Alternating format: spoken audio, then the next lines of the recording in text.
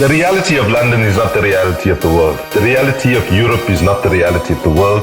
The reality of North America is not the reality of the world, right? Fossil fuel dependency, structural racism, an economic system that's unjust, nuclear weapons, all of these things came from the North, right? Came from the UK and Europe and so on. Why do you think solutions are going to come out of the very same places that created problems?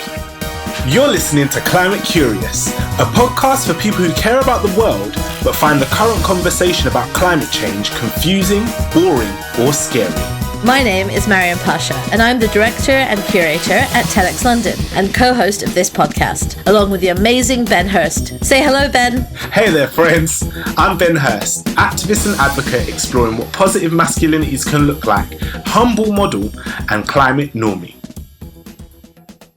I think this episode is going to knock your socks off, Ben. Me? Now, yeah, you.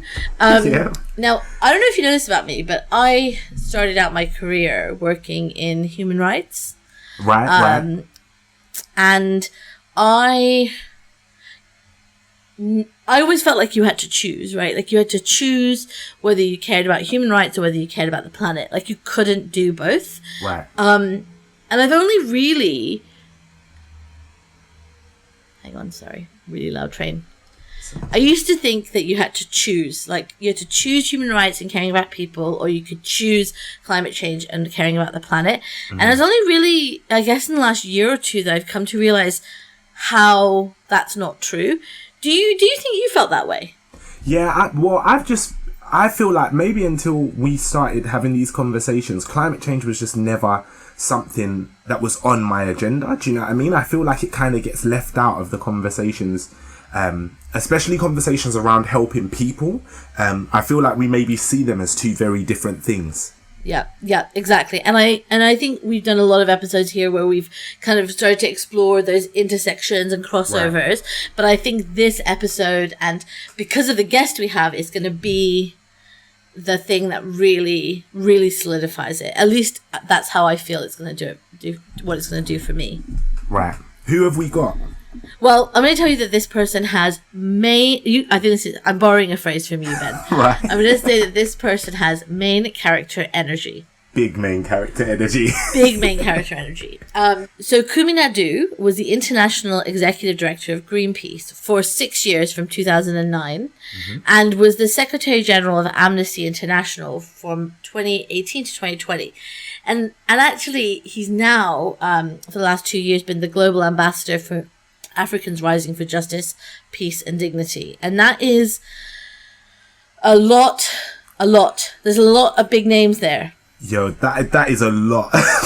There is a lot of big names there. You're not lying. No, and Kumi started, and I think he's gonna, I know he's gonna tell us about this. He started his activist life as a teenager in South Africa, fighting against apartheid, and so I just think let's not waste any more time. Let's just jump right in. Yeah, let's dive into it. Welcome, Kumi. Thank you so much for joining us. Thank you for having me.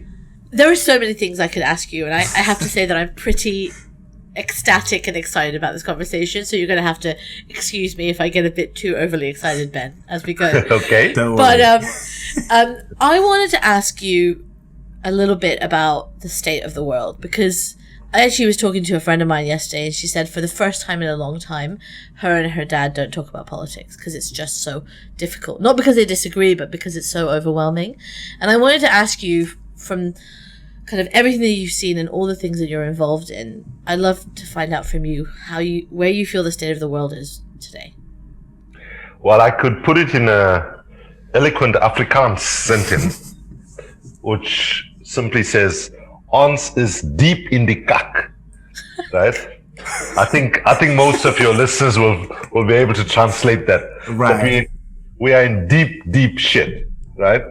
The decade that we find ourselves in, I believe, is probably the most consequential decade in humanity's history.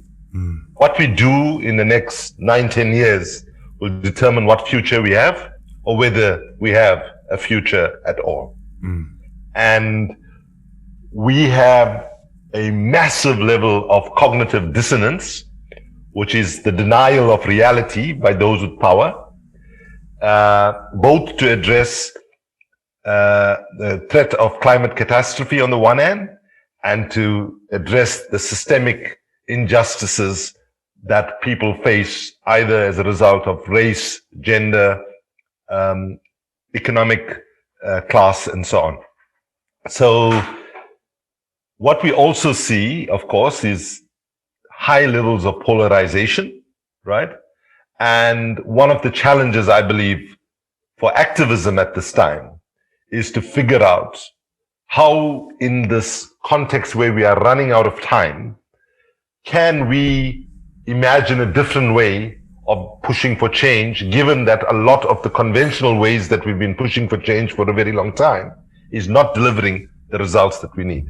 It's not to say that everything that we do is bad, but, you know, as Einstein once said, the definition of insanity is doing the same thing over and over again, expecting to get different results. Now, may I put up my hand and say, I meet that definition of insanity. If I look at my life, you know, people talk about it sometimes in a very positive way. Oh, he's been involved in the struggle for 40 plus years. He's been faithful. He's been pushing, blah, blah, blah. So when people invite me and say, oh, very honored and pleased, and as you said, Mariam, excited and so on, I'm saying, why the hell are you excited? My life is a life of failure, if I'm brutally honest. And what we need is a courage of people and institutions to say, we are failing to turn this ship around. That humanity is on a suicidal trajectory, and there's no time for niceties, there's no time for egos, there's no time for being too polite about how deep a crisis that we are in. So that's my cheery answer to how I feel about the state Wonderful. of the world. Starting with a bang. Okay. It's always nice. I want to ask you, because you mentioned this 45 years of work, and, you know, obviously we're giving people a sense of what you've done, but I wonder if you can give us what stands out for you in terms of what you've done over that period that informs the kind of way that you see the world right now.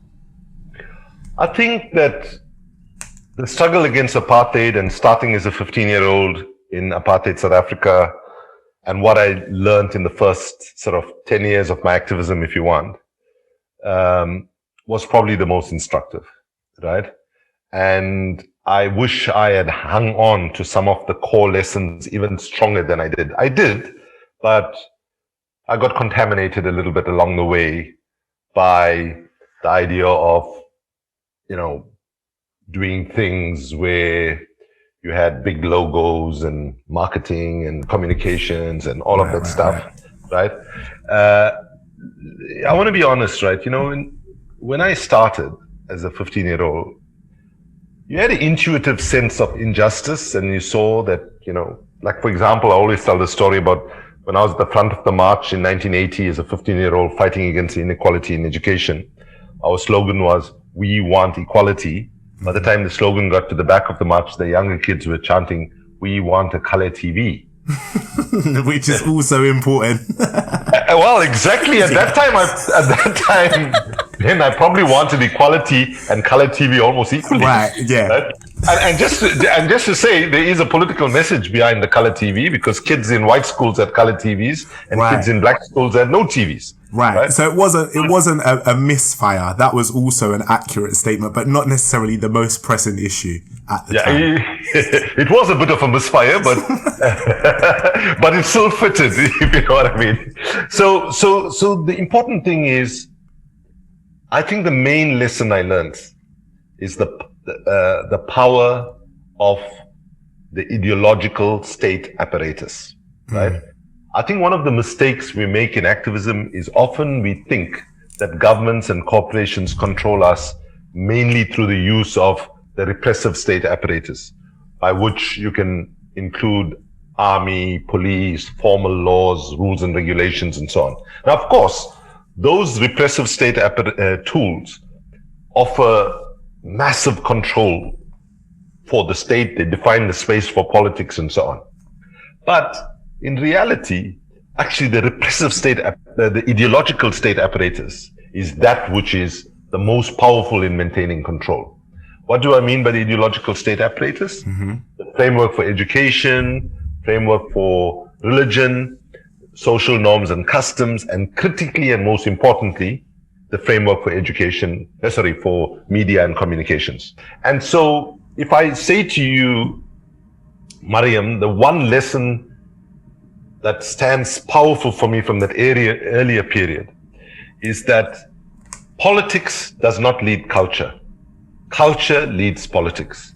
And I'm sad to say that actually Steve Bannon and before him Karl Rove, the two right-wing ideological leaders of the strategists of the Republican Party, understood that much better than most progressives ever do, right? So that's why they were able to do micro-targeting, figure out certain cultural impulses and completely distort and contort it to get people to shift away from a semblance of decency to a position of hatred and vilification of others and so on.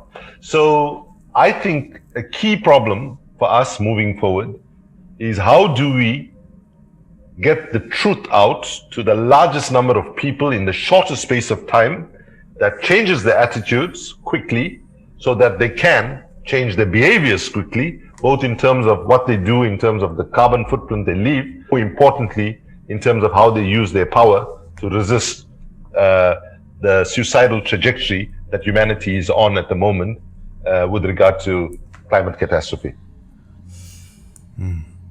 This is it's not something you hear often because I think we're so focused on the politics, right? We're so focused on the policy.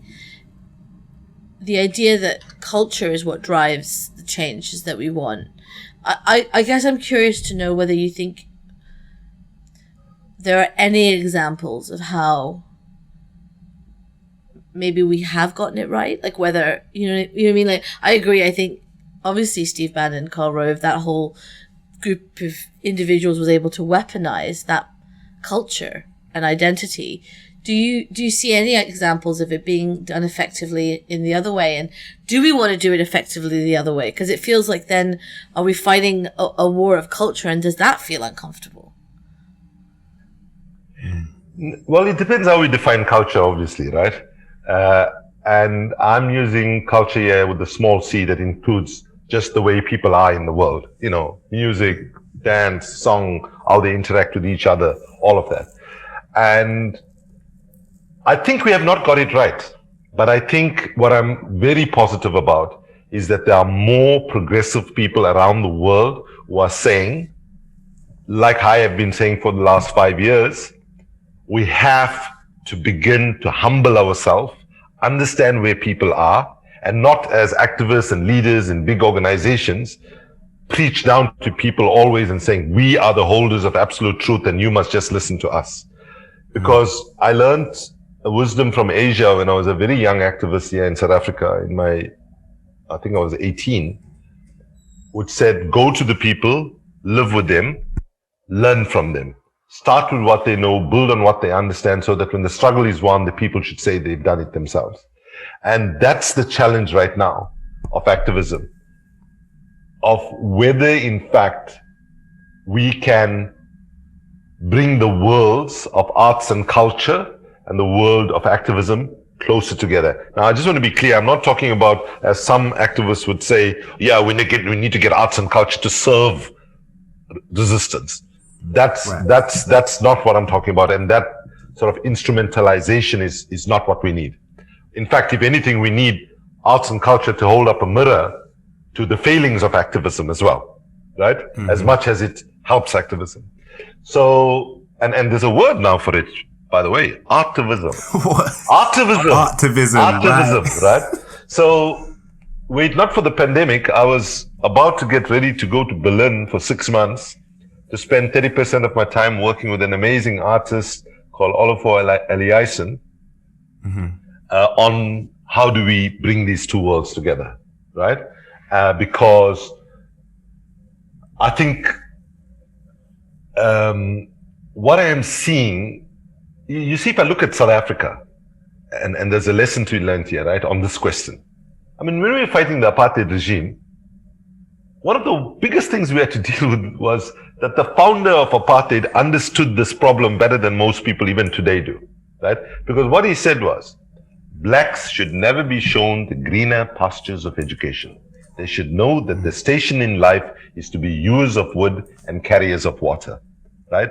And so depriving people of education was a central part, right? So when we were fighting the apartheid regime, we couldn't go and talk big language and theories and democratization and blah, blah, blah. We had to understand where people were. Like in my youthful activism, one of the most popular slogans that I heard was just something that said Asina Mali. Asina Mali meaning we don't have money, right? We just don't have money. And you know, you could write a whole sort of lefty sort of theoretical stuff about class and structural racism and capitalist exploitation and so on, which we did. Okay, we did that. But actually what gave us the victory in the struggle was always saying, well, how do we take these messages and present them in a way that people can engage with it? And so if people couldn't go and stand on stages and give long speeches and read complicated documents, we said, let's connect with the culture, arts and culture, song, dance. In fact, I remember speaking, I fled South Africa to Britain at the age of 22. I remember speaking at a mass meeting at Reading University of all places. And you know, Oscar Wilde said people only went to Reading for one reason, and that was to change trains for London. Right. By the way, we love you, Reading. We love you. No. The reason he said that, by the way, was he was put in prison in Reading for his sexual orientation, I believe. And anyway, so speaking there, I got asked a question about why is it you people in South Africa dance and sing at funerals? I mean, that's crazy. We see because in the 1980s, what people around the world saw was South Africans every other weekend burying our leaders or activists that had been killed, right? And so this, you know, somebody, it was a reasonably well-meaning thing. The person said, how can you be singing and dancing at funerals? And then I said, well, actually, I never thought about that, but there was some simple reasons. One, we were saying to ourselves that the regime can do what they want, but they're never going to kill our spirit. We need to tell them our spirit is alive and well at any given time. And I think that's one of the things that I worry about right now. The climate realities have actually ended up sending a message to lots of people that it's probably too late. And you rather turn inward and think about your own families. I mean, and we have to. The other reason we sang and danced was we wanted to say to the families who lost loved ones, you have a right to celebrate the person that's just died and been murdered by the regime. That person is a hero, has lived with dignity and died with dignity. And the other thing was, it also helped us build a sense of camaraderie and unity amongst ourselves. So I have no doubt in my mind, and this is something that I would say very strongly, we will never avert catastrophic climate change or address systemic racism or address the appalling level of economic inequality that exists in the world if activism does not humble itself, listen to where people are, connect to people's cultural realities, and build from what they know and where they are, and recognize also that people have power. That's another problem with activism, by the way, and climate activism in particular. And that is, we always start with people are disempowered, marginalized, excluded, suffering, beaten up, all of which is true and all of which we have to take seriously. But in a way, power wants us to do that. Those with power want us to do that. They want us to focus on all the stuff that they've done to make things difficult for us. Yeah, and how disempowered we are, right? Exactly. So we need to flip that. We need to flip that, and we need to start with what power do people actually have to make a difference? and to understand all the different elements of that power so that it can be maximized and harnessed to give us a chance, and I'm choosing my words very carefully here, to give us a chance to avert catastrophic climate change. Because let's be blunt about it. We cannot also be idiotic and not look at this, what the science is saying. And let me be blunt about it here, that even activist organizations, most of us, are in denial about how close to the climate cliff we are, because it's too difficult. It's too difficult to accept that we are 1 minute before midnight, right? And so, given that reality, we have to also prosecute what we do with a sense of what are the capabilities people have. And this is what I say when young people say, Kumi, do you think we left it too late? And did your generation really screw up and fuck up and leave us in this mess? Then, sorry, this is not BBC, so maybe you don't. It's not. Definitely not the BBC. Go for it. So you know, and then that accusation is, and then they say, given that your generation has failed, let's be honest, right? It's too late. And my answer to that question is,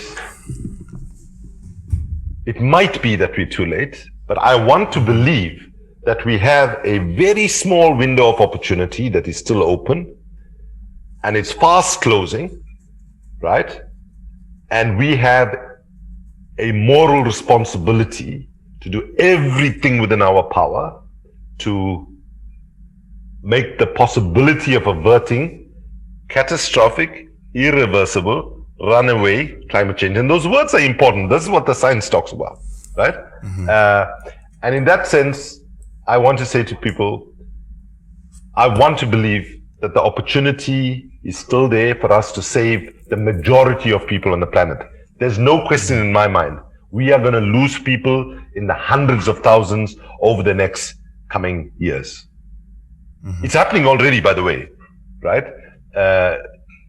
And the last thing I would say is, if we're going to go down, and if, we're going to lose completely, then we must go down with a fight and hold those who brought us to this point of catastrophe to account. And they would be the people who up to now have occupied very respectable positions in government, in business, and so on. And they will, and so that's what I say to young people, listen, even if you come to a conclusion that it's too late, let's not go down without a fight. But what we need to say is that the window of opportunity is small and closing, but it's still there, and we have to move fast. Okay, so I've got two questions. I guess one is a clarification, because I think you've spoken about this being the most consequential decade, right? That this coming decade being the most important period of time. And I think the way that you speak sounds like everything is very urgent, and the reality also is that everything is very urgent. So I think there's a piece of the puzzle missing for me with the activism thing, because it sounds like, or maybe clarify this for me. Is it that you believe that is the most impactful way of reaching the most people in the shortest amount of time, and that's why that's something that you would be willing to spend 30% of your time on? Because to me, I don't I think that it's almost contradictory, right? Like this message of the best way to do this is to live with the people and listen to them and learn with them. And so when the change happens, they feel like they did it themselves. But that is not a time sensitive method, right? Like that takes a long time. So I'd love you to clarify that a little bit. And then the other thing I wanted to ask, just hold it there, Ben. Let me take that one first, if that's okay. Okay, no, go for it. Firstly, let me just say that's an excellent question. Excellent question. And I think what I'm talking about here is accelerated change strategies, right? And what I'm saying is, for example, one of the things that I've advocated unsuccessfully when I was head of Greenpeace and Amnesty and other things, unfortunately, it's got movement, but it's not got the kind of movement that it needs. Because I'm totally convinced, right, that if we continue with the current change strategies, we're on a road to nowhere, right? And or in a road to disaster. For example, I would say the only thing I can see that will get us to be aligned with the science is rather than campaigning against tens of thousands of companies and businesses that are behaving badly and taking us closer to the cliff of climate destruction. It's not only me, but others have been advocating that let's follow the money, right? Let's look at those institutions that are funding these organizations to do these economically destructive activities, and let's shut the flow of capital at source, right? Because like say when I was at Greenpeace, we would go after 5 or 6 companies, say in Indonesia, that was destroying the Indonesian rainforest. And we would, and during the time that I was there, in the end, we were successful to get a moratorium and all of that, right? But that work took decades. It took at least a decade, but it's not a quick win. So in Brazil, for example, when there was a company going to build a dam and a indigenous community reached out to Greenpeace Brazil, and we partnered with the community and we actually followed the money, right? Right? And because quite often the company building the dam, for example, is probably called, X, Y, and Z engineering company, which nobody has heard of and doesn't have any market exposure. Right. But if you follow the money, you'll find a Santander there, a NatWest there, and so on, right? And then you can, so basically, one of the things we need to do is recognize we have power because we have bank accounts, right? If we all start saying to our banks, we do not want you to fund any single project that either supports the death and destruction of our children's future, racism, destruction of indigenous people's lives, or human rights violations. And if we push that, right? And by the way, this is not pie in the sky. I'll give you an example. Australia, 2015. The Australian government there was wanting to build the biggest coal mine, one of the biggest coal mines in the history of the world and the largest by far in Australia, in Queensland. And the different activist communities there got together and they went after the 4 banks, the 4 major banks, and they got every bank to say, no, we will not fund it. And then it delayed the project substantially. And unfortunately, the government can also put money into projects like this and the State Bank of India and blah, blah, blah. So it's still moving, but we slowed it down and there's a good chance we can still stop it because now, what we've been saying for decades, that coal kills, is now understood by much larger numbers of people in the world. So that contradiction that you're saying is so I'm saying the way we accelerate things is by going after the right targets, but then we say we're going after banks, right? If we're saying we're going after banks, right, then let's do it in a way that is accessible, that people can understand, and you use stories and images. Let me give you a quick example, In 2012, I found myself on an inflatable boat on a way to an oil rig in the Greenland to occupy a Norwegian oil rig, right? How do you find yourself in that kind of situation? But carry on. Yeah, I was the head of Greenpeace, but I was doing this action as any other volunteer. And this was after 20 activists had been arrested and held in Greenland for 2 weeks before they were deported and so on. And so I'm like on this inflatable boat. You can check it. It's on YouTube. You say Kumi Naidoo Greenpeace Greenland. You'll see me bumbling on a boat, right? And you can see I am shit scared. You don't want to be there. You can see I'm scared out of my wits because I can't swim properly, right? Right. And so my colleagues then say to me, don't worry, Kumi, the 3 of us on this little boat say, don't worry, Kumi, if you fall in the water, we'll fish you out in time. I said, what? Right. They said, because in that water you fall with normal bathing gear, you'll be dead in a couple of minutes because of hypothermia. Oh. But they said, no, the suit you got and all, you'll survive easily 2 hours. Then I looked at the size of the waves and I thought, Might take them 2 hours to find me these waves. Right, exactly. And then I had this thought, my God, if I kicked it here today, if this was the last action I took in my life for justice, 99.99% of the people I love back home in Africa, my friends, my colleagues, my comrades, they wouldn't know what the hell that sign meant. Because the sign said, this was, now more people understand that the Arctic is one of the front lines of the struggle to avert catastrophic climate change. In 2012, it wasn't like that, right? And this action was partly to explode the thing. And it simply said, stop Arctic destruction, right?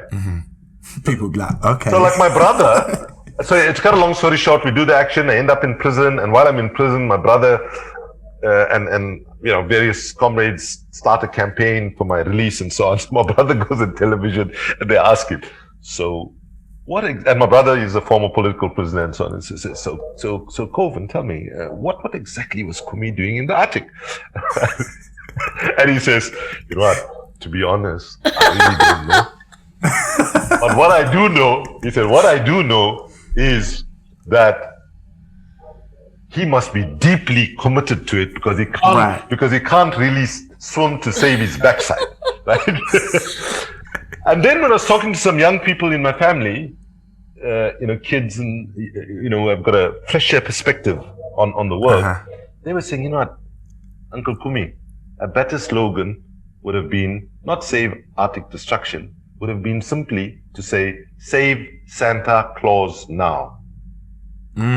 Save Santa Claus now. And I said, and I thought about it, and I thought it was brilliant, because what they were saying is that don't project your consciousness on the people that you're trying to organize.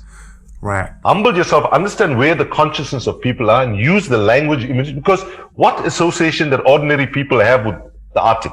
The Arctic. Everybody knows Santa lives in the North Pole. Everybody knows that Santa lives in the... No, it's fictional, all of that and so on, right? And then I tried discussing with some of my colleagues at Greenpeace and said... They were like... Oh, no, we can't trivialize the issue, we can't trivialize the issue. So that's the point I'm trying to make. I'm sorry I gave you such a long answer to that. What blows my mind here is, and we'll come back to it because I know, Ben, you've got a second question, is just that I think I have this image that if you're the head of organizations like Greenpeace and Amnesty, you have the ability to bring about this change in direction or this change in tone. But yet we're so entrenched in doing things a certain way that it feels like it's hot, like even like, I don't know, I'm surprised by that reality. Okay, I'm going to say my most controversial thing now. Okay. In response to that question, right? And I hope it's taken in the spirit that it's intended, right? 3 of you are based in London, right? Your team's based in London. The reality of London is not the reality of the world.